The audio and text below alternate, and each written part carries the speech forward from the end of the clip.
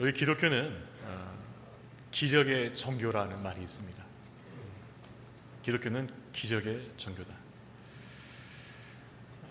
예수 안에서는 기적이 일상이 될 수 있다는 것이죠. 예수 안에서 우리 일상이 기적이 될 수 있다는 것입니다. 왜 그럴까요? 그것은 우리가 믿는 하나님께서 천지 만물을 그 말씀으로 창조하시는 기적을 베푸셨기 때문이었습니다. 그분이 이 땅을 창조하신 그 자체가 기적이에요. 그 기적을 통해서 이 세상이 이루어진 것이죠. 그리고 그분을 믿는 그 말씀으로 이 세상을 창조하신 그 기적을 행하신 그 하나님을 믿는 우리 하나님 자녀에게도 하나님이 주시는 기적이 있다는 것입니다. 예수 안에서 하나님 자녀된 우리들 가운데도 하나님의 기적으로 우리 삶을 인도하신 줄로 믿으시길 바랍니다. 우리 삶 가운데 하나님의 기적이 있다는 것이죠. 그것이 어쩌다 한 번씩 오는 것이 아니라 우리 일상 가운데서 하나님의 기적이 계속해서 경험되어 줄 수 있다는 것이죠. 바로 그것이 하나님께서 우리에게 주신 축복입니다. 여러분, 우리 하나님은 부유하신 분이십니다. 없는 것이 없으신 분이죠. 근데 그분이 우리 아버지십니다.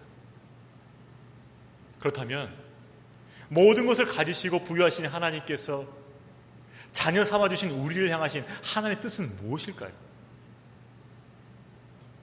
그 아버지처럼 우리도 주 안에서 부유한 삶을 사는 것입니다. 하나님께서 그것을 원하셔요. 우리 삶 가운데서 하나님께서 부어주시는 그 은혜의 그 풍성함을, 그 부유함을 누리며 살기 원하시는 것이 아버지의 뜻이라는 겁니다.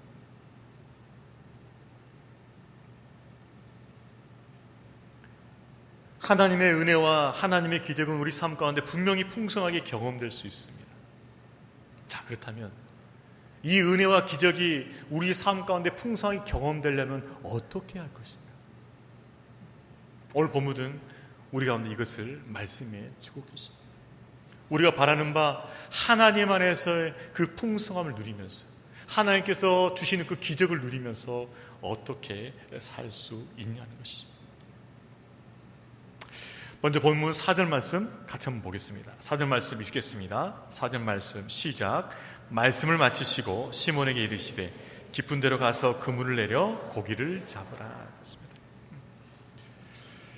이 말씀은 약간의 배경 설명이 필요합니다.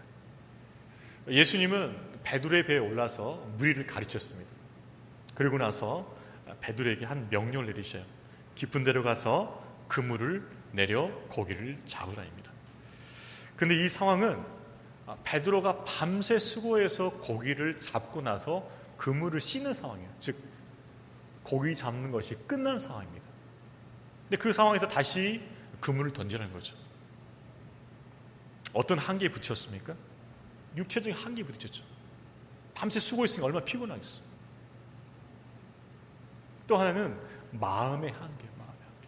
내가 밤새 수고해서 잡아봤는데 안 되던데 왜 또다시 던지라는 거지? 내 마음에 부딪히는 한계가 있어요. 또 하나는 지식의 한계, 지식의 한계. 베드로는요, 수십 년 동안 이 갈릴리 바다에서 고기 잡던 사람입니다. 고기 잡는 거에서는 2인자라면 싫어할 사람. 근데 예수님은 목수잖아요. 목수이신 예수님께서 와서 이렇게 하면 고기 잡힌다라고 가르쳐 주는 거죠. 그러니까 뭐예요? 월권하는 거죠. 어부성설하는 거죠. 이 지식의 한계에 부딪힌 거예요. 갈릴리 호수는 낮에 굉장히 덥습니다. 그렇기 때문에 고기가 낮에는 안 잡혀요. 더우니까는 고기가 안 올라온단 말입니다. 밑에 가라앉아 있어요. 그래서 밤 10시부터 새벽 4시까지 이때 제일 잘 잡힌 거예요. 이제 더위가 가시고 수면이 조금 시원해지면 고기들이 그때 올라오거든요. 그래서 베드로가 밤새 고기를 잡는 거예요. 왜? 그때 고기가 올라오니까. 그때 그물을 던져야만 잡히니까. 그래서 밤새 수고하는 거예요. 그렇게 밤새 수고해서 고기를 잡아보려고 했는데 안 잡힌 거죠. 그 상황에서 다시 깊은 데로 가서 고기 던지래요. 근데 그때는 이미 날이 밝은 거예요. 날이 더워지기 시작한 거예요. 그러면 고기들은 다 밑으로 지금 내려가는 상황입니다. 베드로가 알기에는 지금 고기가 없어요. 거기는. 근데 고기가 없을 것 같은 그곳에 그물을 던지라는 거죠. 그러니까 베드로가 생각할 때는 어부성설이요, 월권이요, 왜 간섭하는 거지? 라고 부딪힐 수 있다는 거죠. 그런데 베드로가 어떻게 반응했습니까? 그 말씀 앞에 순종했다는 거죠. 우리 5절 말씀 있습니다. 5절 시작. 시몬이 대답하여 이르되 선생님, 우리를 밤이 새도록 수고하였을 때 잡힌 것이 없지만은 말씀에 의지하여 내가 그물을 내리이다. 여러분, 우리가 행동을 함에 있어서는 분명히 기준이 필요합니다. 어떤 기준이 있어야만 행동이 가능해요. 근데 기준이 없다 보면 어떻게 해요? 행동이 오락가락하는 거죠. 보면은 도대체 어떻게 사는지 모르는 사람들이 보일 때가 있어요. 주변에. 왜 그럴까요? 기준이 없기 때문에. 기준이 없기 때문에 이때는 이렇게 했다가 저때는 저렇게 했다가 왔다 갔다 하는 거예요. 기준이 없기 때문에. 사람이 행동하면서 반드시 기준이 필요합니다. 근데 그 기준이 무엇이냐에 따라서 행동이 달라지는 거예요. 어떤 기준을 세우냐에 따라서 행동이 달라지고 삶이 달라집니다. 자, 이때 베드로는 자기 행동의 기준을 무엇으로 삼았습니까? 예수님의 말씀을 기준으로 삼은 거예요. 예수님의 말씀을 의지하여 이 순간만큼은 예수님의 말씀을 의지했던 거죠. 베드로가 가졌던 그 산전수전의 경험을 의지한 것도 아니고, 그가 알고 있는 그 바다와 고기잡이에 갖고 있는 그 지식을 의지한 것도 아니고, 방금 전 수고해서 잡았던 그 수고를 의지한 것도 아니고, 예수님의 그 말씀을 기준 삼아서 행동을 했다는 거예요.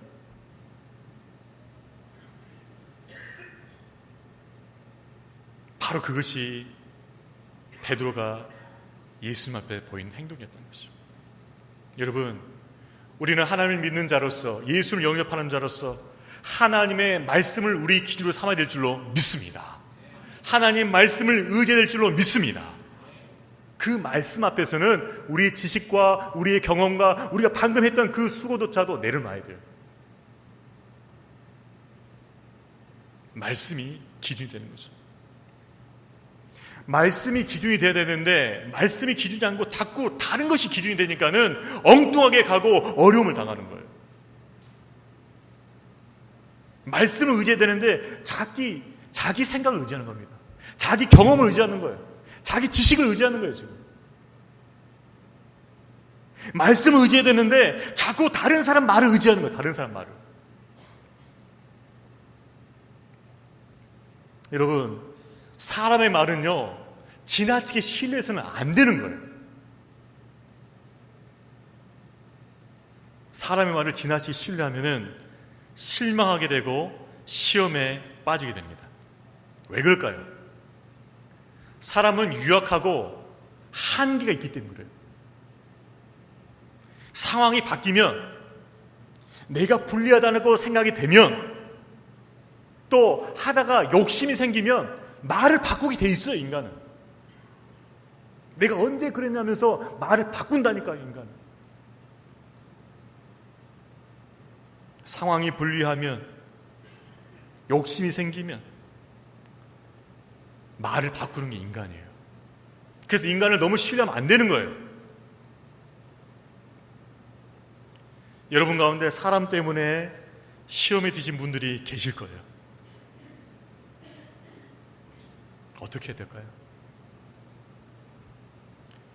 오늘 말씀 듣고 원래 인간이 그러려니 하고 넘어가시길 바랍니다. 원래 인간이 그래요. 그래, 그 인간이 그 인간이구나. 그냥 넘어가야지 뭐. 언제까지 그걸 빨고 삼키고 묵상하고 빠졌겠습니까? 새벽에 일어나서 새벽기도 가야 되는데 자꾸 상처를 묵상하고 있어. 기도하는 가운데 상처를 묵상해. 그 미운 인간을 묵상해. 어떻게 보복할 것이냐 그것을 묵상해. 나의 의지와 각오를 다져. 아니에요. 인간은 원래 그런 거예요. 왜 그럴까요? 인간은요, 다 자기 기준으로 살아요. 그리고 자기 수준으로 삽니다. 누구나 다 자기 기준과 자기 수준으로 살아요. 근데 문제는 뭐냐? 자기 기준과 자기 수준으로 살면서 자기는 잘 산다고 생각해. 맞잖아요, 그죠? 자기 기준과 자기 수준으로 살면서 나만큼만 살아봐. 다 이 생각 가지고 있어요, 지금. 근데 문제는 뭐냐? 자기 기준과 자기 수준으로 살면서 그것이 다른 사람에게는 큰 아픔과 고통이 된다는 걸 모른다는 거예요, 인간이. 내 기준으로 봤을 때는, 내 수준으로 봤을 때는 괜찮아요. 뭐 이 정도 했는데 뭐 괜찮겠지라고 생각한다는 것이죠.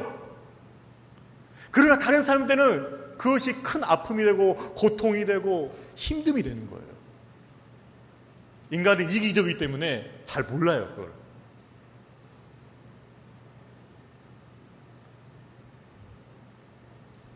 그러니까는 그 인간에게 큰 기대를 걸어서는 된다, 안 된다? 안 된다는 거예요. 그러니까 여러분이 사람의 상처받고 어떻게 저 사람이 저럴 수 있지? 어떻게 나한테 저럴 수 있지? 저럴 수 있습니다. 인간이 그래요. 인간이 그래. 그러니까 인간에 너무 큰 기대 가지 마세요. 가지 마세요. 내가 너만큼은 믿었는데 그 너가 인간이에요. 그 너가 인간이라고. 그러니까 인간은 기대하면 안 돼. 신뢰하면 안 되는 거예요. 오직 우리가 신뢰할 분은 영원하시고 변함이 없으신 우리 하나님 한 분밖에 없는 줄로 믿습니다. 그분을 신뢰하고 그분의 말씀을 기준으로 삼고 따라가야 돼요. 그게 우리가 사는 길이에요. 그게 가장 복된 길이에요.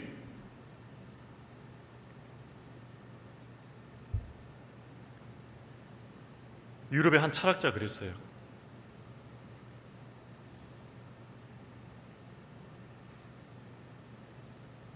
가정부 눈에 보이는 영웅은 없다 그랬어요.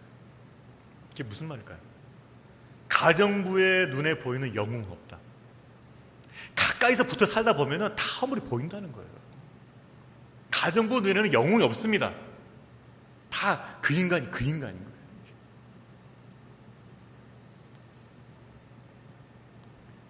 우리가 의지할 분은 영원하시고 변함이 없으시고 우리를 향해서 항상 신실하신 하나님 한 분이신 줄로 믿습니다. 그 하나님 한 분만 의지하세요.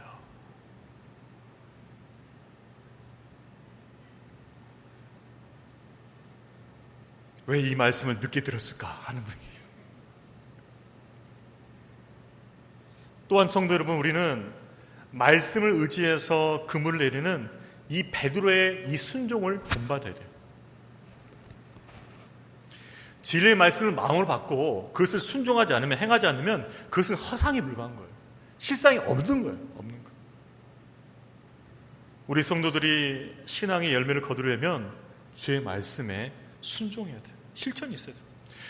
우리가 믿는 그 하나님에 대해서 아브라함이 어떻게 반응했습니까? 갈 바를 알지 못했을 때 하나님께 가라는 그 명령을 쫓아서 갔잖아요. 가나안 땅에 도착했고 그 후손들이 가나안 땅을 유업으로 얻게 됐던 것이죠. 말씀을 의지해서 순종하는 자리 가운데 하나님의 기적이 일어난 줄로 믿습니다. 말씀에 순종해야 돼요. 순종. 자, 근데 순종이 어려워요. 순종이 어렵습니다. 왜 어려울까요? 순종을 방해하는 요소들이 곳곳에 산재 있기 때문에 그렇습니다. 일단 상황이 그래요. 내가 순종하기 어려운 상황을 만날 때도 있습니다. 그렇죠? 두 번째는 내 안에 순종에 대한 확신이 없어요. 이게 확신이. 잘 될까?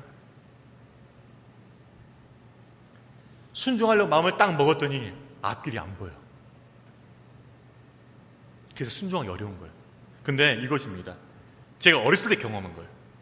이게 애들이랑 술래잡기 하고 막 도망가다 보면 저 골목이 보이는데 막다른 골목 같아요. 근데 어쩔 수 없어. 쫓아오니까 막 도망가다가 잡혔구나 딱 했는데 딱 가보니까는 옆에 길이 나 있어. 그래서 또 도망가. 술래잡기다가 나 쫓겨가다 보니까는 그게 지금 막다른 골목인 것 같은데, 그런데 어쩔 수 없이 쫓겨갔어요. 근데 가보니까 옆에 또 길이 나 있는 거예요. 이게 순종이에요. 막상 순종할 때는 길이 보이지 않는 것 같지만은 우리가 순종하면서 그 길을 가다 보면 길이 열려지는 줄 믿습니다. 그게 순종이에요. 처음부터 길이 다 나 있는 거 확인하고 그렇게 가는 게 순종이 아니라는 거예요. 길이 안 나 있지만 가다 보면 길이 나게 돼 있어요. 그게 순종이에요.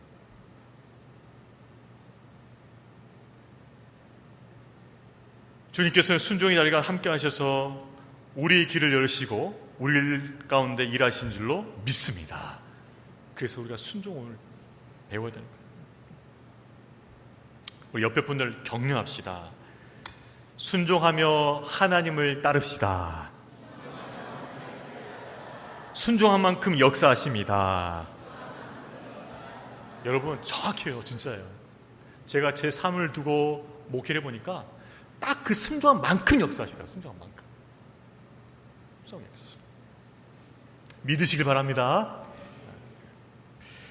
자, 베드로가 자신의 지식과 경험을 내려놓고 주의 말씀에 의지해서 금을 냈을 때 그럼 과연 어떤 일이 벌어졌습니까? 우리 6절과 7절 같이 읽어봅니다. 시작. 그렇게 하니 고기를 잡은 것이 심이 많아 그물이 찢어지는지라. 이에 다른 배에 있는 동무들에게 손짓하여 와서 도와달라 하니 그들이 와서 2배 채움에 잠기게 되었다. 어떤 일이 벌어졌습니까? 놀라운 일이 일어난 거죠. 그물이 찢어지게 됩니다. 그물이 찢어진 거예요. 그리고 배에 실었는데 배가 잠길 정도가 되는 거죠. 여러분, 하나님은 순종하는 자를 기뻐하시기 때문에 그 순종하는 자에게 풍성한 복을 내리실 줄로 믿습니다. 아버지는요, 우리 아버지는 순종하는 자녀를 기뻐하셔요. 그리고 그 자녀를 축복하셔요. 그래서 풍성하게 지금 부어주시는 거죠. 성경에는 이 풍성하게 부어주신 은혜가 너무나 많이 열거되어 있어요. 광야에서 망나도, 메추라기도, 오병의 기적도 그저 찔끔찔끔 먹다 끝나는 것이 아니라 넘쳐 부어주시기 때문에 항상 남는 거예요. 하나님은 부요하신 분한 것을 나타나기 위해서 부어주시는 거예요. 자, 그러면 왜 우리는 이 풍성함을 누리지 못하고 있을까요? 우리 하나님은 부유하신 분이시고 그 기뻐하는 자에게 부어주시는 분이신데 왜 그 부유함을 누리지 못할까요? 그것은 하나님 앞에서 순종하지 않기 때문에 그렇습니다. 만일 베드로가요, 예수님께서 깊은 곳에 가서 금을 던지라고 했을 때 교만한 마음에 치고 올라올 수도 있었어요. 야, 내가 30 넘게 바다 익은 사람인데 그저 나무 가지고 깎아가지고 책상이나 만들고 가구나 만들던 사람이 나한테 그런 말을 해? 이 교만한 마음이 와서 예수님의 말씀을 거부할 수 있었다는 것이죠. 그러나 그는 교만한 마음을 내려놓습니다. 주의 말씀에 의지하여 내가 다 적겠습니다. 내 지식, 내 경험, 방금 전에 했던 내 수고가 다 적겠습니다. 주의 말씀이라면 제가 따르겠습니다. 그 온전한 순종이라는 것이죠. 여러분, 지금도 하나님은 우리 가운데 기적을 베풀고 계신 줄로 믿습니다. 지금도 기적 베풀어 주셔요. 지금도. 하나님 앞에 겸손히 엎드려서 그의 말씀을 받고 그 말씀에 순종하는 자에게 풍성한 은혜와 기적이 지금도 나타난다는 거예요. 저와 여러분은 하나님 그 말씀에 온전히 순종함으로 하나님의 기적을 풍성히 경험하게 되시기를 축복합니다. 그것이 우리 안에 역사가 일어나야 돼요. 제가 청년 때 일입니다. 제가 잠깐 서울에 있는 이 고시촌에서 공부한 적이 있었어요. 제가 고시 공부를 했기 때문에. 그래서 서울 신림동에서 공부한 적이 있었습니다. 공부하면서도 이제 교회에서 고시생들을 위한 전도 집회를 가졌어요. 매년마다. 그래서 강사분들 모시고 전도하고 초청해서 복음 전하고 했었습니다. 굉장히 중요한 행사였어요. 이 고시생들을 위한 전도 초청 집회. 그 당시 이제 임원들과 같이 준비했던 것 같아요. 근데 그 당일날, 그 행사 있는 당일날 비가 온다는 예고가 있었던 거죠. 그래서 좀 우려가 된 거죠. 비 오면은 사람들이 잘 안 오니까. 그래서 이미 행사는 준비됐고 진행해야 되는데 비가 오면 안 되는데 기도했었죠. 비가 오지 않게 하여 주옵소서. 자, 그날 토요일이 됐습니다. 비가 왔을까 안 왔을까요? 왔을까 안 왔을까요? 왔어요. 비가 억수로 온 거예요. 억수로. 기도했는데 비가 엄청 온 거야. 와, 비가 아침 쏟아지니까 우리 이제 준비하는 우리 후배들은 야, 끝났다 이제. 비가 억수로 오니까. 그래서 마음도 좀 그렇게 오는데 끝까지 이제 기다려야죠. 하나님께 어떻게 일하실지 모르니까. 기도하고 준비하는데 정말 비가 아침에 엄청 왔었습니다. 근데 결과부터 얘기 드렸습니다. 고시생들이 많이 왔을까 안 왔을까요? 많이 왔어요. 어떻게? 그물이 찢어지도록. 교회 본당이 꽉 차가지고 본당이 찢어지지 않았습니다. 넘쳤어요. 밀어 터졌어요. 왜 그랬을까요? 처음에 비가 엄청 왔거든요. 그러니까 사람들이 집에서 안 나왔죠. 근데 비가 잠깐 멈춘 거예요. 멈춰서 사람들 어떻게 했을까요? 사람들이 비가 멈춘 줄 다 나왔겠죠. 다 우르르 왔는데 그때 뭐예요? 다시 비가 쏟아진 거예요. 어디로 가겠습니까? 교회로 들어오죠. 그때 사람들이 야 빨리 교회 가자 그러면 비 피해 때 교회로 들어온 거예요. 교회. 그래서 꽉 차가지고 집회를 했었습니다. 하나님께서 그렇게 일하실 줄 누가 알았겠어요. 그냥 비 오고 기도 응답 안 해주니까 짜증나네 이렇게 생각하는 거지. 근데 비가 왔다가 멈췄다가 다시 오니까 어떻게 돼요? 찢어지는 거예요. 여러분, 우리의 생각과 우리의 판단을 헤아릴 수 없는 하나님의 기적이 있는 줄로 믿습니다. 우리는 그 기적을 바라봐야 돼요. 우리가 해가지고 얼마나 되겠습니까? 저는 제가 목사지만 저는 제가 해서 뭐 크게 할 수 있다 저는 생각하지도 않아요. 저는 솔직히 그런 생각을 아예 접어놨습니다. 저는 젊었을 때부터 그렇게 하려고 하면 안 되게 하시더라고. 오히려 그러니까 아예 내려놔야 돼. 내려놓고 하나님 하실 것을 기대하면서 기도하고 그분 따라가다 보면 하나님께서 기적을 주시고 풍성한 열매를 맺게 하시더라고요.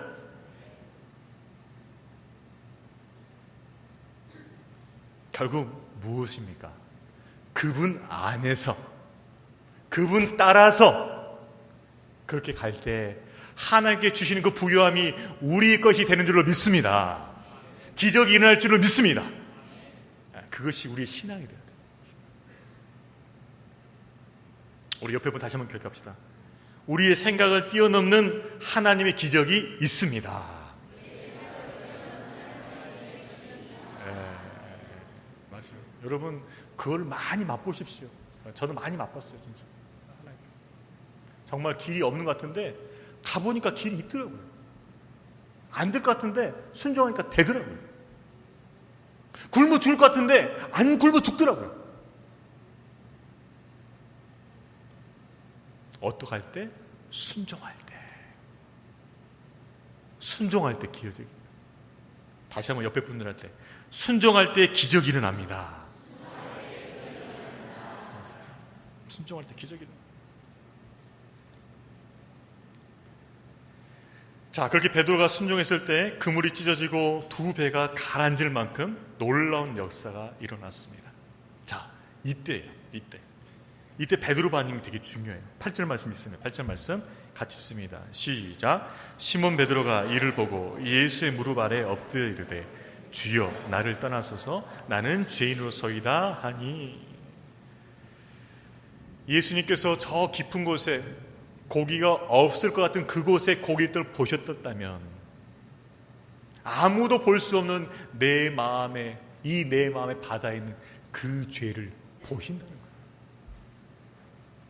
그래서 예수님께서는 내 마음에 있는 죄까지도 보시겠구나라는 그런 깨달음이 오자 바로 엎드려서 주여 떠나소서 나는 죄인으로서 하는 거예요.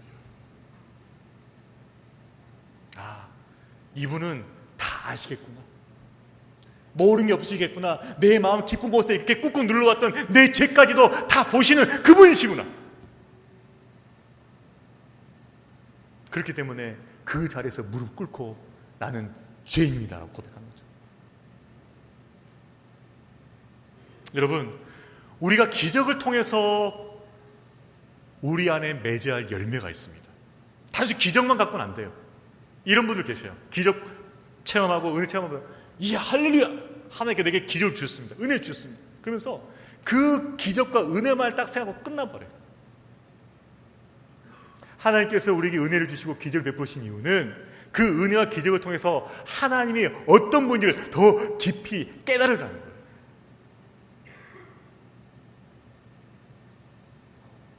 그 기적을 통해서 더 주님께 초점을 맞추고 그렇구나. 우리 주님은 능치 못함에 오시는 전능하신 하나님이시구나. 나의 모든 형편을 세세히 헤아리시고 채워주시는 하나님이시구나. 그렇다면 내가 그분께 내 인생을 의탁해야겠구나. 우리 믿음을 도우시기 위해서 기적을 베풀어 주시는 거죠. 도우시기 위해서. 저는 목사로서 굉장히 부족함이 많습니다. 제가 알아요. 근데 제가 목회를 할 수 있는 이유가 있어요. 그것은 나는 비록 부족하고 연약하지만 나와 함께 하시고 나를 채우시고 나를 온전케 하시는 그 하나님을 내가 믿기 때문에 그렇습니다. 그 하나님을 제가 믿어요. 제가 부족하고 연약하지만은 나를 채워주시고 나를 온전케 하시는 내가 하나님을 믿어요. 그러니까 하나님께 채워주시더라고요. 강하게 해주시더라고요. 붙들어 주시더라고요. 주님을 만나면 만날수록 그분의 은혜와 기적을 체험하면 체험할수록 더욱더 주님 앞에 겸손해지고 그분만을 높이는 주의 사람들 되시기를 주의 이름으로 축원합니다. 어떤 사람들은요 주의 은혜와 기적을 체험하면 더 교만해진 사람이 있어. 내가 그럴 줄 알았어. 내가 복 받은 사람이지. 갈수록 교만해져. 그게 아니라는 거죠. 은혜 받고 기적을 체험할수록 하나님만을 더 높일 수 있는 그분을 더 의지할 수 있는 저와 여러분의 믿음 되시기를 주의 이름으로 축원합니다. 그게 아름다운 믿음이 되는 거죠. 아름다운 믿음. 여러분도 저처럼 채워주시는 하나님, 온전케 하신 하나님을 만나시기를 주의 이름으로 축원합니다. 여러분, 내가 너무 약해요. 너무 부족해요. 힘들어요. 여러분, 하나님은 여러분을 충분히 커버할 수 있습니다. 충분히 커버할 수 있어요. 그 하나님을 의지하고 그 하나님의 품 안으로 들어가시기를 축원합니다. 그분의 품 안에 들어가세요. 제가 사는 방법이고 제가 목회하는 방법입니다. 저는 이 방법 목회하고 있어요. 나를 채워주시고 나를 온전케 하시는 그 예수님 품 안으로 제가 들어가는 거예요. 그러면 나를 강하게 하시고 능하게 하시고 부욕케 하시는 하나님을 경험한다는 것이죠.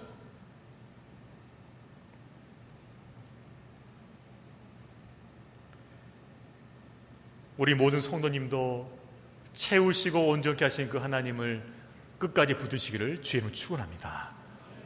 그 하나님 붙드셔야 돼요. 붙드셔야 돼요. 자, 그러면은 우리가 무엇에 순종할 것인가? 이게 중요해요. 무엇에 순종할 것인가? 저는 우리 전교인이 순종해야 할 세 가지를 제가 적용해 보았습니다. 이건 한 사람도 예외가 없어요. 전교인이 다 순종해야 돼요. 첫 번째는 뭐냐? 전도예요. 전도에 순종해야 돼요. 이것은 나이 상관없어요. 형편 상관없어요. 모든 사람은 열애가 없습니다. 다 전도의 일선에 나와야 돼요. 왜요? 내가 예수 그리스도의 사랑의 빚을 진자죠. 사랑의 빚을 졌으면 갚아야지. 나만 구원을 즐기고 있다고? 나만 구원을 누리고 있다고? 우리가 누리고 있는 이 구원도 다른 영혼들에게 누려지 않겠습니까? 아멘?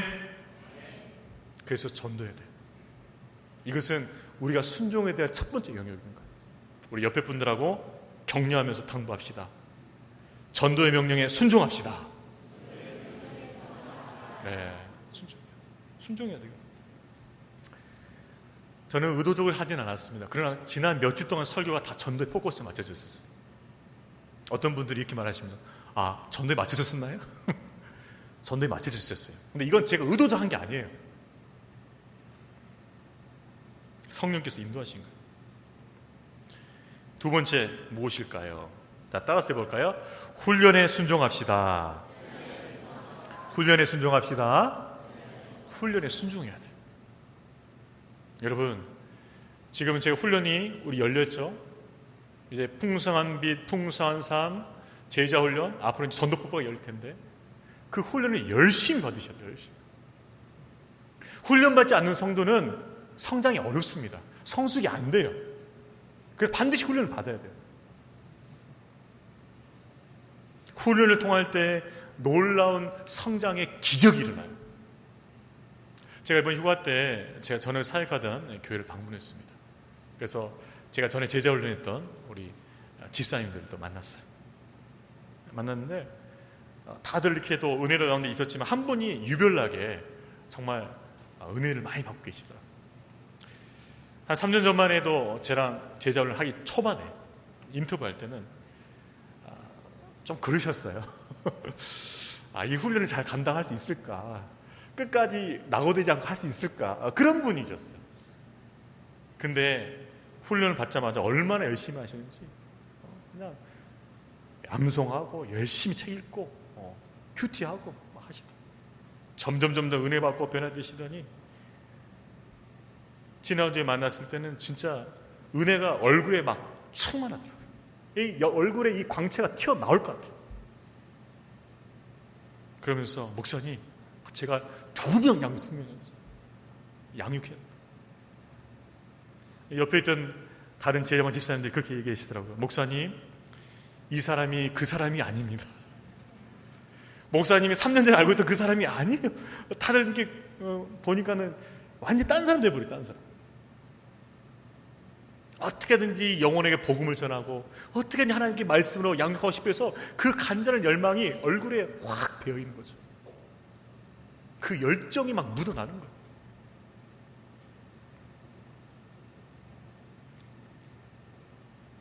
우리가 육신의 자녀를 낳아 키우는 것도 큰 기쁨을 주지만은 영혼을 복음으로 낳고 양육하는 그 기쁨 또한 큰 줄로 믿습니다.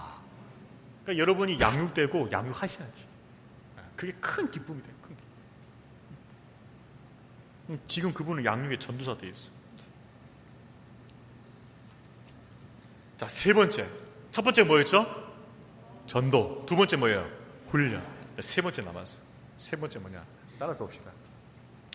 11조에 순종합시다. 한 번 더 11조에 순종합시다. 우리 PPT 한번 보겠습니다. 말씀 띄워주세요. 자, 말라기 3장 10절 말씀 우리 같이 한번 읽어볼까요? 시작. 만군의 여호와가 이르노라 너희의 온전한 11조를 창고에 들여 나의 집에 양식이 있게 하고 그것으로 나를 시험하여 내가 하늘문을 열고 너희에게 복을 쌓을 것이 없도록 붙지 아니하노라. 이것은 이스라엘이 포로 생활을 마치고 왔을 때입니다. 처음에는 성전을 열심히 지으려고 했었어요. 근데 방해가 있잖아. 그것을 잠깐 멈추고 자신들의 집을 짓는 데 열심인 거죠. 하나님의 집과 하나님 일에 열심이 없는 거예요. 그러다 보니까는 11조를 하지 않는 거죠. 그래서 주께서 말라기스를 통해서 말씀하신 거예요. 온전한 11조를 드려라. 그리하면 내가 하늘을 열고 너에게 복을 줄 것이야 라고 약속하시는 거죠. 자, 어떤 분은 이렇게 해요. 그건 구약에 있었던 말씀이죠. 근데 여러분 잘못 배운 거예요.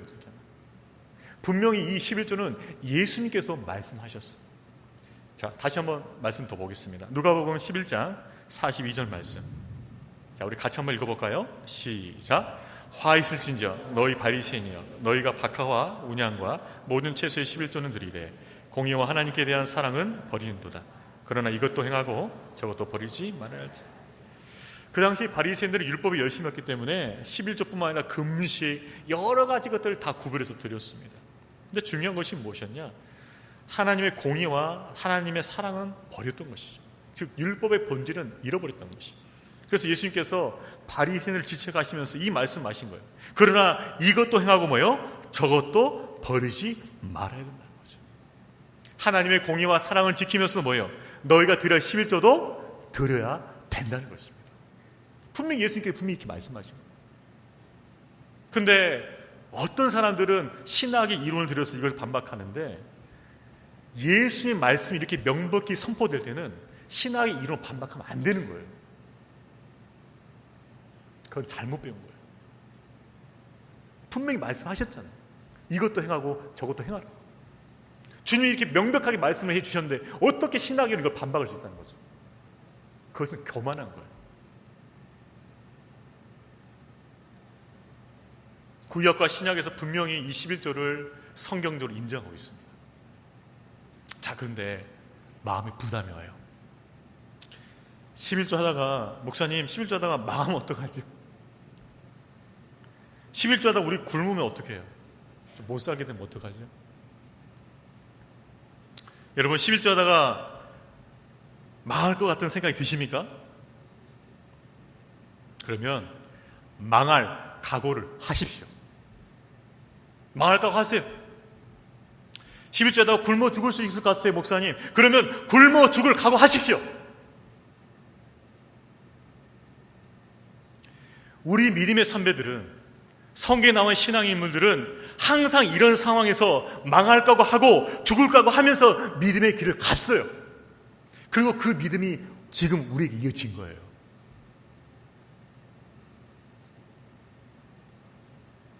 에스더가 그랬지 않습니까? 죽으면 죽으리라.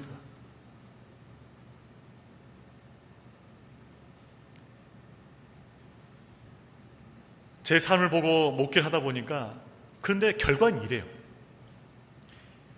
11조 하면서 복받았다는 간증은 제가 무수히 들었습니다. 그런데 11조 하다가 망했다는 간증은 제가 들어본 적이 없는 것 같아요. 혹시 그런 간증이 있으면 저한테 들려주세요. 참고 좀 하게. 내가 11조 성실하겠더니 쫄딱 망했더라. 그런 간증이 있으면 저한테 들려주세요. 이런 간증도 있어요. 11조를 하다 보니까 하나님께서 채워주시는 은혜가 있더라. 특별히 채워주시는 은혜가 있더라. 이런 간증을 많이 들었어요, 제가. 그러면 또 이런 간증도 들었습니다. 많이 들은 거예요, 제가. 11조 떼먹다가 하나님께서 다른 쪽으로 돈이 새 나가게 하시더라. 이건 많이 들었어요, 제가. 11조를 떼먹으니까는 자꾸 사고가 생겨요, 사고가 생겨. 교통사고 생겨. 몸이 아파. 자식이 속썩여. 아무튼 어떤 식으로 일이 벌어지면서 전대에 구멍이 나버린 거예요. 11조 안 하면 잘 살고 가려는데 아니라는 거죠. 샌다는 거예요, 샌다는 거예요. 세게 돼 있어요. 저는 이런 간증 많이 들었어요.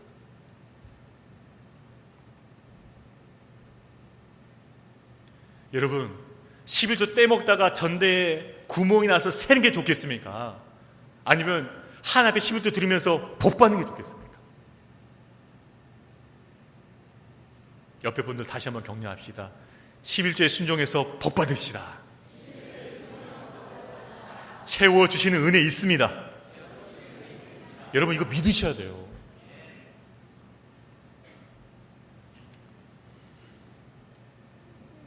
제가 대학원 때, 신학대원 때 성지순례 갔다 왔습니다.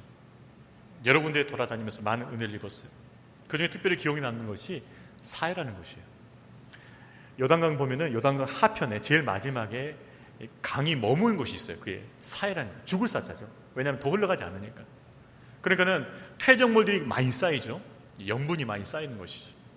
그리고 수면이 많이 증발을 해요, 낮에는. 그렇기 때문에 고농도가 염분이 있어요. 그러니까는 무엇이 높아지겠습니까? 부력이 높아지죠, 부력. 뜨는 힘이 높아지는 거죠. 그래서 웬만한 물건 다 뜨는 거예요, 그거, 사해에서는. 그러니까 사람도 뜹니다. 그냥 누워있기만 그냥 떠요. 수영 못해 상관없어요. 그냥 뜨게 돼 있어요. 저도 거기 가서 이제 수영을 하려고 들어갔습니다. 근데 처음 해보는 거잖아요. 저도 겁이 나더라고요. 왜냐, 만약 잘못했다가 짠물을 먹으면 우와 걱정이 되더라고요. 근데 다른 사람들 하는 거 보니까 나도 하고 싶더라고요. 왜? 다른 사람 또 있으니까. 그럼 나도 뜰 수 있겠다 생각하는 거죠. 그래서 이렇게 누웠습니다.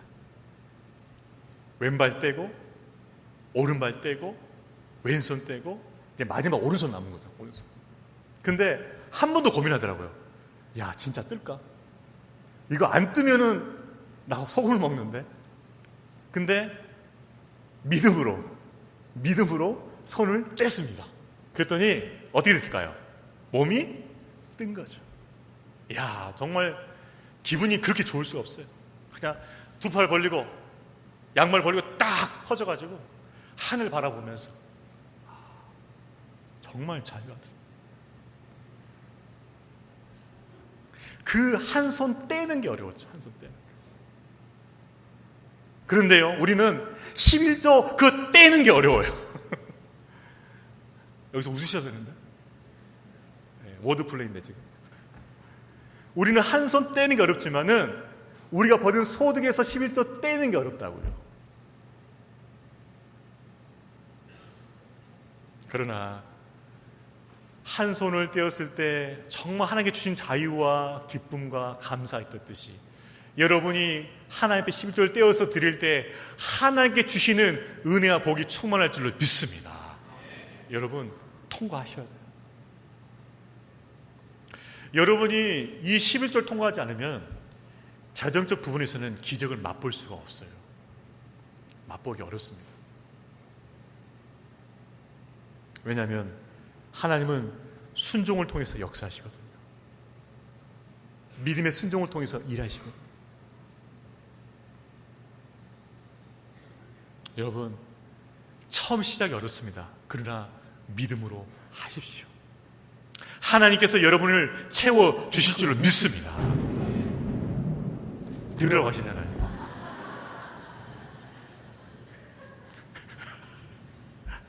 확실히 주께서 확실히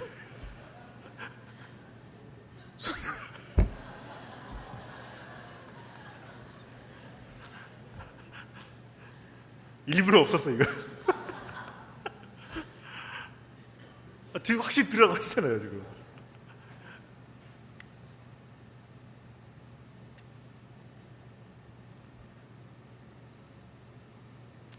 여러분 11조는요 하나님께 복 받는 거예요.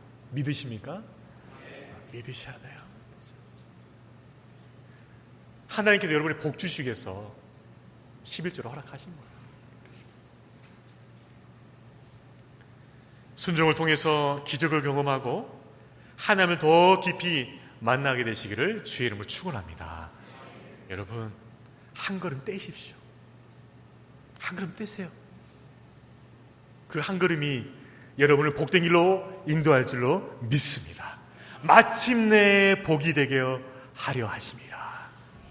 그 하나님을 신뢰하고 그 하나님께 순종하는 저와 여러분 되기를 주의 이름으로 축원합니다. 우리 이 시간 다 같이 자리에 나셔서 이 시간 이 고백 가운데 주님을 찬양하기 원합니다. 주님, 이제 제가 믿음으로 그물을 내리겠습니다.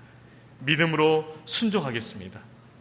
하나님께서 역사하실 것을 기대하면서 하나님께서 채우실 것을 기대하면서 내가 전도하고 내가 훈련받고 내가 11조 하겠습니다. 하나님께서 주시는 이 명령을 쫓아서 순종할 때 하나님의 놀라운 기적을 우리 삶과 가정과 생활 가운데 베풀어 주시옵소서. 이 믿음의 고백을 담아서 주님 앞에 찬양 올려드립니다.